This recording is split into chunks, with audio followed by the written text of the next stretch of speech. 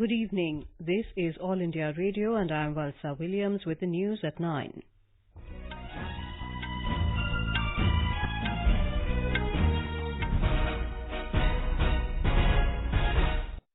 The headlines. Restriction on tourist movement in Kashmir Valley lifted. State government orders conduct of all examinations by the end of this month. All preparations in place for the historic informal summit between Prime Minister Narendra Modi and Chinese President Xi Jinping tomorrow at Mamallapuram in Tamil Nadu. Government launches Surakshit Matritva Aashwasan SUMAN, an initiative for quality healthcare at no cost to prevent maternal and newborn deaths.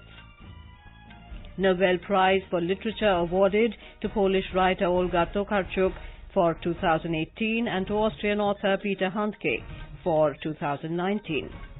In sports, MC Maricom, Manju, Rani, Lovlina, Borgohain and Jamuna, Boro storm into the semifinals of the Women's World Boxing Championships in Russia. And in Pune cricket test, India were 273 for 3 at stumps on day 1 against South Africa. In Jammu and Kashmir, the tourist advisory restricting the movement of tourists in Kashmir Valley has been lifted from today. This will facilitate the movement of tourists in the Kashmir region. The advisory was issued on the 2nd of August 2019. The move comes in the wake of the decision taken by the Governor Satyapal Malik earlier this week. The examinations for 10th, 12th and colleges in the state will be conducted in the last week of this month. The state government has asked the Jammu and Kashmir State Board of School Education, College and University authorities to ensure that all examinations are held before the onset of winters in Kashmir region. The pending papers of the semester 4 2017 batch students as well as 2019 first semester students will also be conducted from the last week of this month. A decision to this effect was taken at review meetings held under the chairmanship of advisors to the Governor, Khurshid Ahmed Ganai and Farooq Khan in Srinagar. A delegation of Pak-occupied Jammu and Kashmir POJK displaced persons today called on Minister of State in Prime Minister's office, Dr. Jitendra Singh, and thanked him for the Union Cabinet's decision to include 5,300 families of displaced persons also in the rehabilitation package. During the meeting, Dr. Singh described the cabinet decision as yet another major breakthrough for Jammu and Kashmir under the leadership of Prime Minister Narendra Modi. He appealed to guard against false rumours or misinformation sought to be spread by certain vested interests who are uncomfortable with the government's decisive approach to resolve all the J&K-related matters. The minister assured that the new setup after the 31st of October will unfold huge benefits. Chinese President Xi Jinping is arriving in India tomorrow for the second informal summit with Prime Minister Narendra Modi at Mamallapuram in Tamil Nadu as a strategy to build upon the ancient cultural and trade ties with China and also to showcase India's diversity. The venue for this summit had to be outside Delhi and Mamallapuram was selected. Our correspondent reports that the historic city is being decked up for the meeting between the two leaders on Friday and Saturday, with multi-layered security being put in place. Our correspondent covering the event reports that Indian and Chinese flags have been put up around the area and the airport is being decked up traditionally with banana leaves, flower garlands and fruits. Here is a report. A shining and illuminated Mamallapuram is all set for the second informal summit between Prime Minister Narendra Modi and Chinese President Xi Jinping. Being an informal summit, it does not have a set agenda and a freewheeling discussion covering a wide range of subjects of bilateral, regional and global importance is likely to take place. Bilateral trade, defense ties, security structures, terrorism and international cooperation in the light of a wider geopolitical scenario are expected to be part of the discussions between the two leaders. Global developments like looming Brexit, situation in the Middle East and terrorism as a state policy in certain regions are likely to come up during the discussions. Both the leaders will be positively looking forward to arrive at some confidence-building measures to maintain peace and tranquility at the border until a permanent solution is found. A positive environment is prevailing here at the summit venue, and it will be driven by the national interests of the two countries and the personal relations between the two leaders. With Anshuman Mishra, Jai Singh, AER News, Mamallapuram. The 8th Joint Commission meeting between India and Thailand was held in New Delhi today. The Indian side was led by External Affairs Minister Dr. S. Jaishankar, and the Thai side was led by Visiting Foreign Affairs Minister Don Pramudvinai. An official release said the ministers had a restricted bilateral meeting, which was followed by delegation-level talks. Both sides noted that India and Thailand are close maritime neighbours, having historical and cultural linkages. With polling day approaching soon, ruling and opposition parties in Maharashtra have upped the ante, with the BJP accusing the Congress and NCP of being dynasts and pro-Pakistan, while the opposition accused the BJP Shiv Sena of ignoring the issues of farmers and rising unemployment. More from our correspondent. BJP's star campaigner and National President Amit Shah today attacked the Congress and the NCP of not just promoting dynastic and appeasement politics but also supporting Pakistan over scrapping of Article 370. Addressing poll rallies in Maharashtra's Sangli and Solapur districts, Mr. Shah said Prime Minister Narendra Modi's address at United Nations has garnered support for India while isolating Pakistan. Meanwhile, addressing a rally in Solapur, Chief Minister Devendra Fadnavis spoke about his government's development measures. On the other hand, NCP Chief Sharad Pawar alleged that 70% of state's farmers are still reeling under debt, adding that ban on export of onions has adversely affected farmers. The Congress campaign is likely to gain momentum, with Rahul Gandhi scheduled to address a rally in Mumbai's Dharavi on Sunday. Nisha Rani, AIR News, Mumbai. Chief Election Commissioner Sunil Arora, along with Election Commissioners Ashok Lavasa and Sushil Chandra, today reviewed the poll preparedness for Assembly elections in Haryana. Our correspondent has more on the Election Commission's visit. Chief Election Commissioner Sunil Arora today said that Haryana is fully prepared to conduct free and fair polls. He said in Haryana, total 19,578 polling booths are set up, and on every polling booth, VVPAT machines will be used for polling. Mr. Arora said district electoral officers have been asked to intensify awareness programs so that every voter is well versed with the functioning of VVPAT. He said from security point of view, adequate arrangements would be done. Ashwini Kumar Sharma, AIR News, Chandigarh. Former Congress President and Lok Sabha MP Rahul Gandhi today appeared in a local court of Surat in connection with a defamation case lodged by a BJP legislator Purnesh Modi. The case was filed against Mr. Gandhi's alleged objectionable remarks during an election rally in Karnataka in the last general elections. According to sources, Mr. Gandhi pleaded not guilty in the court. This is All India Radio giving you the news. For quick news updates, visit our News on AIR app and follow us on Twitter at AIR News Alerts. You can also visit our website www.newsonair.com.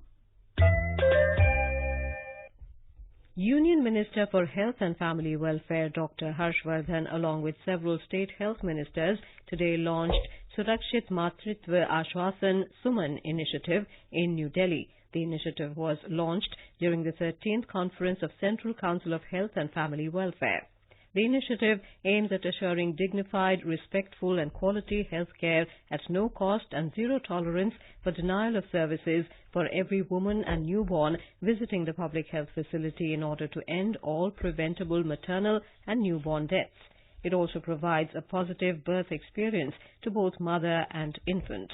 Addressing the conference, Dr. Harshvardhan said the government is committed to achieve the target of reducing maternal and child mortality.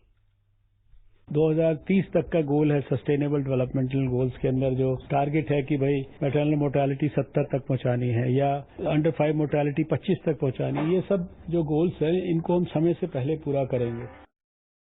Replying to a query on increasing cases related to mental health, the minister said mental health is among the high priorities of the government and policies have been framed to strengthen the mental health facilities across the nation.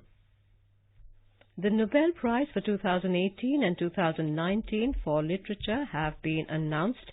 Austrian author Peter Handke has won the 2019 prize, while Polish writer Olga Tokarczuk has received the 2018 prize. The Academy said Handke was honored for an influential work that, with linguistic ingenuity, has explored the periphery and the specificity of human experience. Tokarczuk was awarded for a narrative imagination that, with encyclopedic passion, represents the crossing of boundaries as a form of life. The 2018 Nobel Literature Prize was postponed over a sexual harassment scandal. India has expressed deep concern at the unilateral military offensive by Turkey in northeast Syria. External Affairs Ministry said in a release that Turkey's actions can undermine stability in the region and the fight against terrorism. New Delhi has urged the peaceful settlement of all issues through dialogue and discussion. Russian Foreign Minister Sergei Lavrov has also said that Ankara and Damascus should discuss the issue of Kurdish forces in northeastern Syria directly.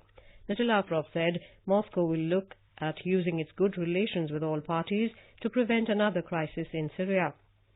Meanwhile, Kurdish forces controlling parts of northern Syria said they repulsed recent Turkish ground attacks, but the Turkish Defense Ministry insisted its Operation Peace Spring would go ahead to curb the power of Kurdish insurgents.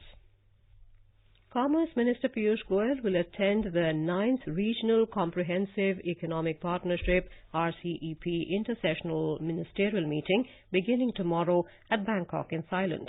This will be the last ministerial before the third Leaders Summit to be held on the 4th of next month in Bangkok. Prime Minister Narendra Modi is expected to attend the summit.